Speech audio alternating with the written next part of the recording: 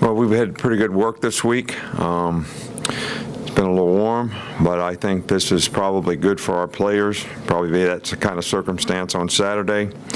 Focus has been, we got to play to our standard, the challenge of playing to your standard on the road, staying focused, no mental clutter, good communication, and we're playing a really good team. So all these things become really, really important. But I think everybody's got to understand that we have to work to deserve success. You're never entitled to it, no matter what you've accomplished or done in the past, individually or collectively as a team. So everybody's got to embrace the challenge of the SEC, the difficulty of the conference, the consistency and performance that you need to have play in, play out, game in, game out. So that's really the focus, that we have with our team right now, and everybody seems like they've responded pretty well. We'll start up here with Mark.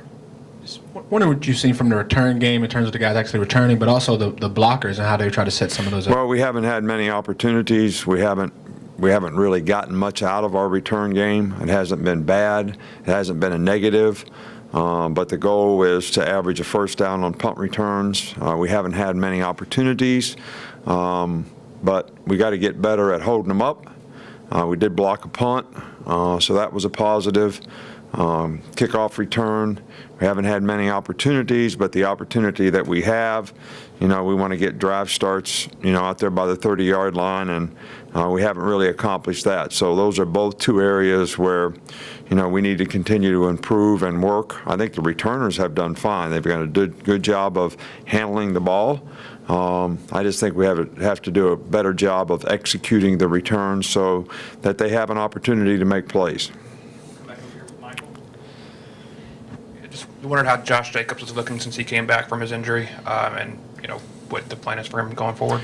Well, you saw him play 3 or 4 plays in a game, so you know as much about how good he is as I do. You saw the game, right? Yeah. All right. So he is what he is. We didn't want to play him too much in that game. Try to feel his way back. He's done more in practice this week. So hopefully he'll make a bigger contribution in the game, and that's our plan right now. On the back of Scott. Hey, Dave, you told me a few months ago you have that defensive eye. When you look at a defense, obviously, sometimes you can help your offense because you know how to attack it. Is that the case this week with a defense like Vandy? Well, they are really good on defense. They're good because they got really good players. They're very aggressive. They got a good scheme. They don't make very many mental errors on defense.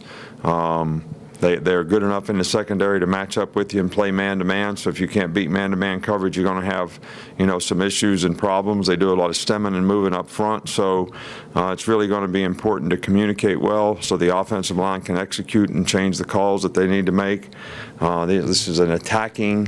When I say attacking, I don't mean necessarily blitzing attacking, but I'm talking about striking, upfield, being very aggressive, playing downhill with the linebackers, and they do a really good job of that. So,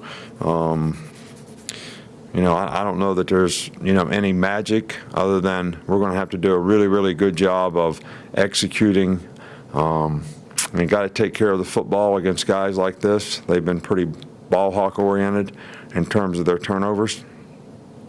Got a couple more right here than Alex. How much do you think volume of plays and time of possession, or lack of time of possession maybe on offense leads to more yardage given up and defensive lapses, or do you think the defensive lapses again create the? Well, I think it's a combination of both. I mean, when you play defense, you don't get off the field on third down. You extend drives. All right, so rather than being 3 and out, you end up playing 10 plays. Like in the fourth quarter, if that's what you're alluding to, they had lots of plays and scored 14 points, but we gave 3 first downs on penalties, on third down, where we would have gotten off the field.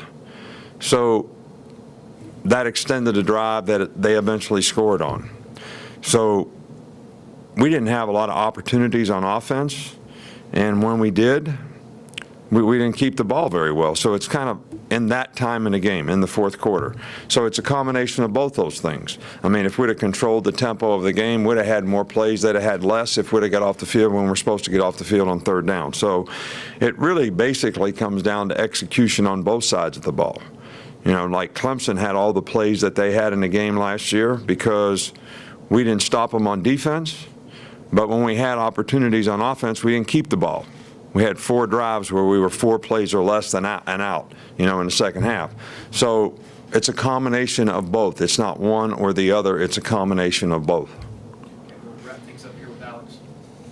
Earlier this year, you were critical of your pass pro protection of the offensive line. It seems like watching NFL and other leagues as well, that's an issue all across football right now. Why do you think that is, and what are things that can maybe correct that, maybe specifically to your team? Right. Well, I've never really been critical of the protection. I've just said that we need to improve it. I think there's a difference in that. All right. It may be semantics to you, all right, but to me, in one, we're taking the responsibility for trying to help the players. We're not being negative toward the players and what they're doing. All right. So, and that's something that I think was a little better in the last game. But I think there's a lot of multitude of blitzes and pressures and things that people see. Obviously, people who open up more and getting 4 wideouts, you know, you put more pressure on the offensive line relative to how you can give them help, because it's got to be 5 or 6 man protection. That's the best you can do. I think the game has changed where people look, because of style of play, for faster players to play defense. All right, so you're looking for guys that, you know, are really good in situations like that, because that's what the game has become. If some of the guys that play now that are very, very good players would have played 20 years ago, when people were in regular formations running the ball, they wouldn't have been in a position they could play. So the style of play and the style of players has changed, relatively speaking. You know, in our case, you know, we've lost 4 or 5 of the best pass rushers that we have. All right, so that's had, you know, some effect, you know, on the kind of edge rushers that we can have and the kind of multiples of things that you can do with those kind of players. Okay, Coach, that's it. All right, thank you.